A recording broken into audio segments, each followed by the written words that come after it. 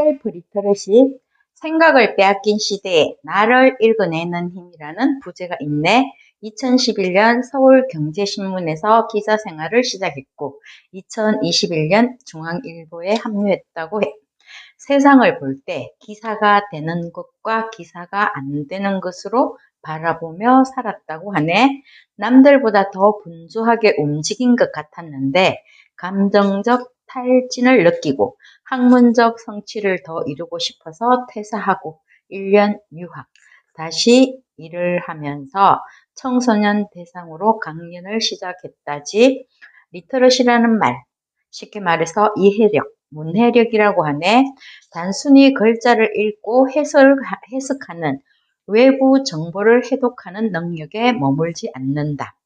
갖가지 힘에 휘둘려서 내 생각이 잠식당하지 않도록 하기 위해서 나라는 텍스트를 읽어내는 방어 전략이라고 하네.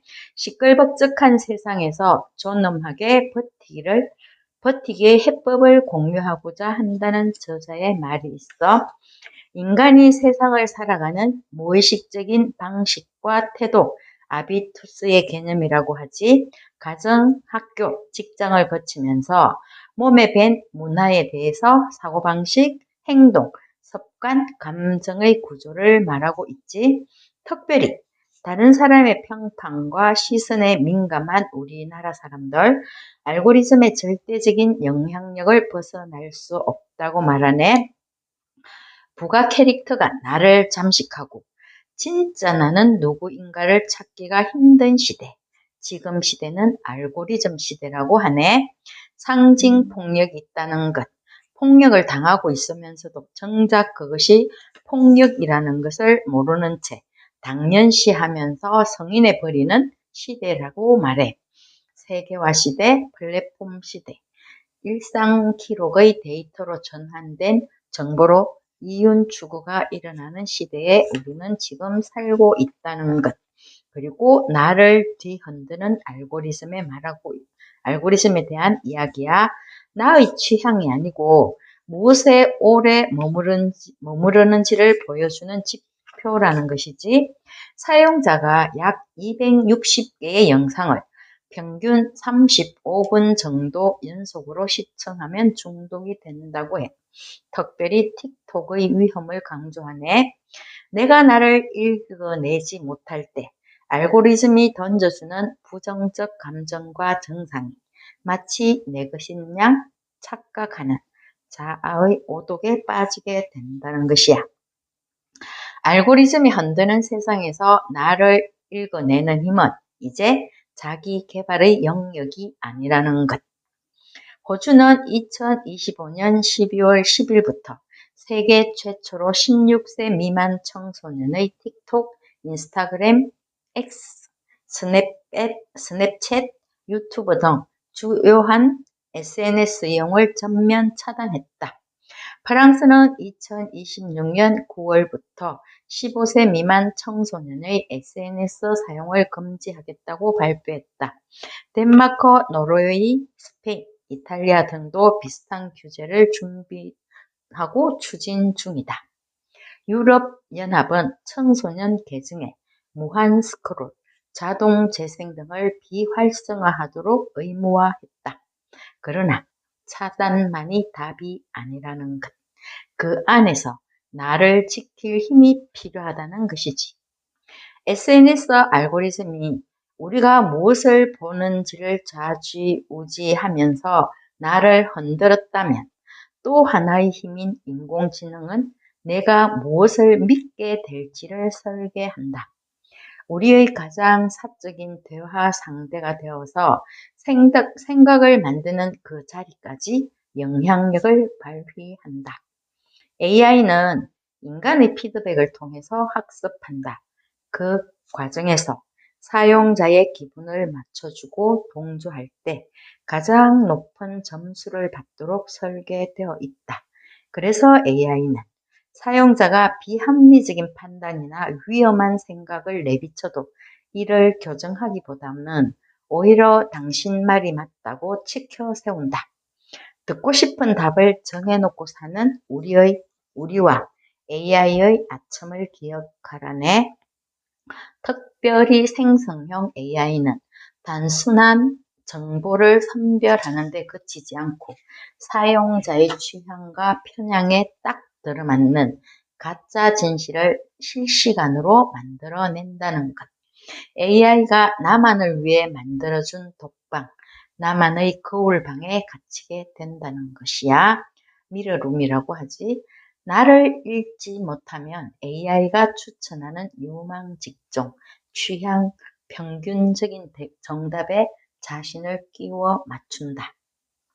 우리의 뇌는 몸무게의 고작 2%를 차지하지만 우리가 먹는 에너지의 20%를 사용하는 연비 꽝의 기관이다. 그래서 뇌는 늘 에너지 절약 기능을 켜고 싶어 한다. 결론적으로 생성형 AI는 거부할 수 없는 유혹이라고 하네. AI가 나를 흔드는 은밀한 기술이 있다는 것이야. 친절한 가스라이팅이라고 하지. 겸손한 함정이라는 말도 쓰네. AI는 매우 정중하고 조심스러운 어조로 듣고 싶어하는 대답을 준다. 일종의 소프트 파워형 가스라이팅이라는 것이야. 거울 속 지옥 만들기라고 말하네. 생성형 AI는 대화가 길어질수록 사용자의 말투, 단어 선택, 심지어는 논리적 결함까지도 그대로 복제한다. 내 편견이 AI의 세련된 문장을 통해서 내게로 돌아올 때 검증된 사실처럼 믿게 된다는 것. 지적 허영심과 가짜 자신감. 그래도 정작 아는 것은 없는 사람들. AI는 생각하는 과정은 생략하고 결과만 배달한다는 것이야.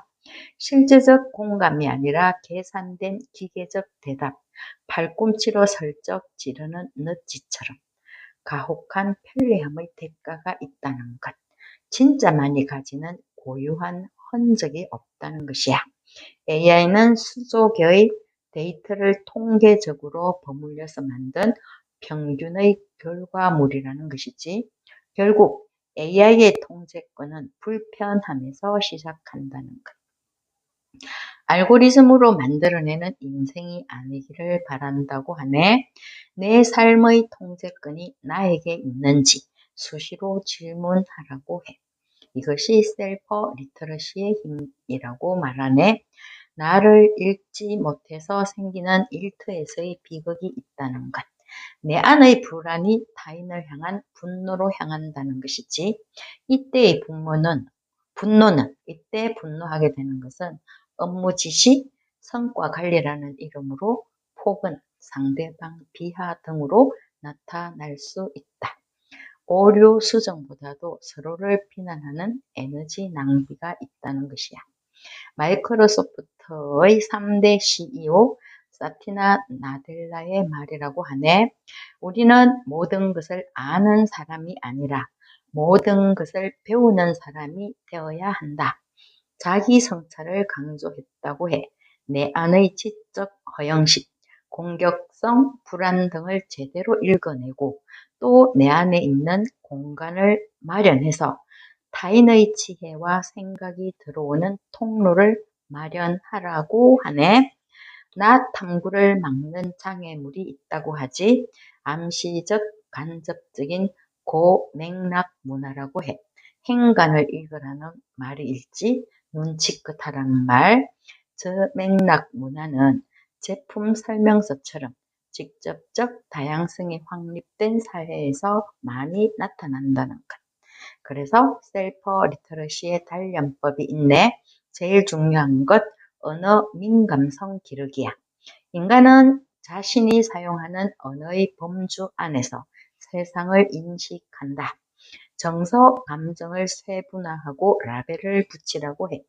예를 들면 단순한 기분 나쁨이 아니라 무기력한 하루 또는 모욕감에 내가 어떤 감정을 느꼈다는 것 또는 무엇 때문에 불안했다는 것 이렇게 구체적으로 언어 민감성을 키우는 일상의 습관들이 있다고 하지.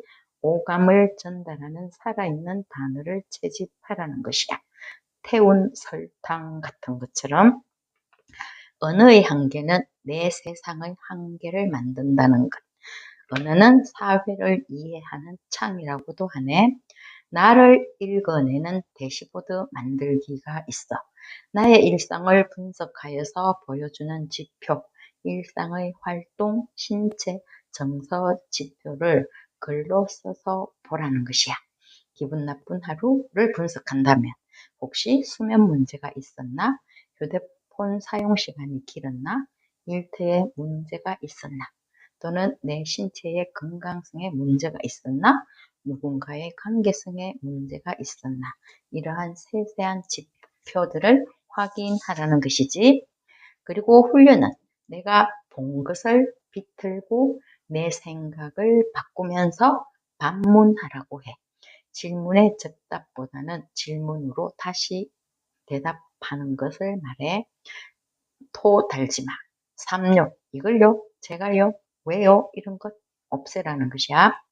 나를 읽고 세상을 읽는데 방해가 되는 것은 타인의 무심한 또는 의도적인 날선 피드백이 있다고 하네. 성장을 위한 뼈아픈 조언이 아니라 상대의 자신감을 깎아내리고 자신의 우월감을 증명하는 무례한 말들이 우리 마음의 곳간을 오염시킨다는 것이야. 찢어버리고 하는 연습을 하라는 것이야. 바꿔 말하기라는 것은 내가 이해한 상대의 말을 나의 말로 바꾸어서 다시 말하는 것을 말해. 능동적인 정보 분석과 해석을 말하지 가치 평가의 작업이라고 해. 문장 속에서 편견이나 또한 가시를 발견할 수도 있다는 것이지. 사회를 바라보는 나의 관점과 통찰력의 끊임없는 점검이 될 수도 있고 교정의 기회가 되기도 한다는 것. 바꿔 말하기를 통해서 또는 바꿔 말하기를 위해서 상대의 말을 해체하는 연습도 필요하다고 하네. 이 사람이 주장하는 것이 무엇이지? 이 주장의 이유가 무엇이지? 이 주장의 근거는 무엇일까? 이렇게 해체하라는 것. 그리고 말의 논리성을 살피라는 것. 오류가 많지 말하는 거에 논리적인 오류가 많은데 형식적인 오류가 있다는 거야. 내 마음 편하자고 상대에 대해서 그냥 넘겨짚기를 일삼아 하면서 평가하고 그때에 일어나는 오류를 말해. 그리고 비형식적인 오류가 있는데 논리적인 근거가 없이 어떤 근거 주장을 하는 그런 오류가 있다는 것이야. 허수아비 논법이라고 하네. 또는 피장파장의 오류라는 말도 있어. 결국 셀프 리터러시는 나도 모르는 사이에 나의 내면에 굳어진 확정 편향을 깨닫고 그 벽을 허무는 것이라고 해.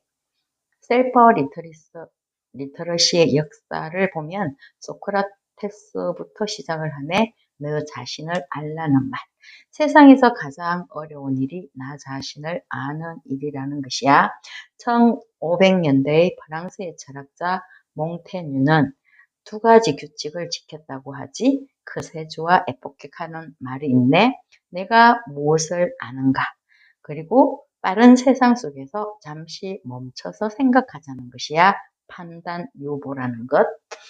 2024년 4월에 별세한 지식인 홍세환은 회의하는 자아를 강조했다고 하네. 스위스의 정신과 의사였던 융, 끌려다니지 않는 주체적인 삶을 위한 것은 무의식의 의식화가 필요하다고. 나를 브랜드로 만들라고 하네. 나를 브랜드로 만드는 퇴근 후 1시간.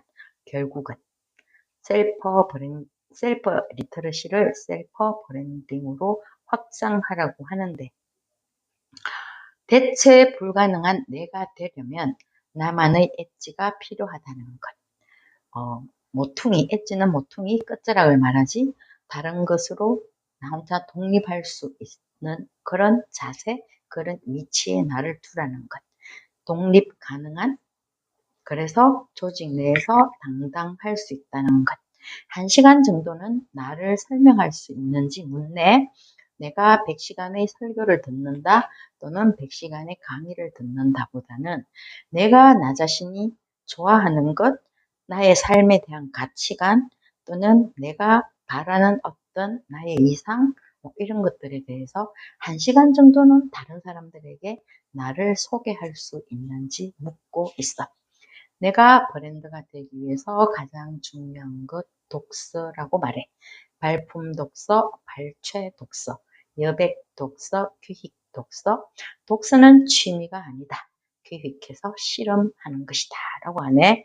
발품 독서는 뭔가 하면 주기적으로 오프라인 서점을 방문해서 매대의 책을 훑어보라고 하네. 트렌드를 알 수 있다는 것. 발췌 독서는 바꿔 말하기라고 해. 필요한 부분만 골라서 읽고 내 말로 다시 풀어서 읽으라는 것. 여백 독서. 책의 여백에 저자에게 던지는 질문 또는 자기 생각을 쓴다는 것. 규익 독서는 생소한 분야의 책을 선정해서 가끔씩 읽어주자는 것.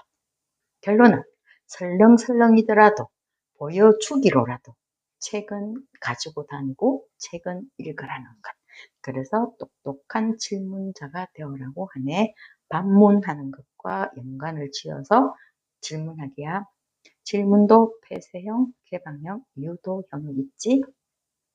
잠시 멈춤, 생각하기, 알고리즘 균열 내기가 있네. 가끔은 기록 삭제가 필요하다고 해. 에코체인버가 있어. 메아리 치는 방이라는 말, 인지 편향이라는 것. 그러니까 왜냐하면 내가 SNS를 접할 때 나와 유사한 생각 또한 내 생각과 비슷한 정보를 공유한다는 것. 이것 때문에 인지적으로 편향성이 일어난다는 것. 프랑스 철학자 미셀 푸코라는 사람, 자기 자신을 돌보는 기술이 필요한 시대라고 해. 자기 배려를 강조했네.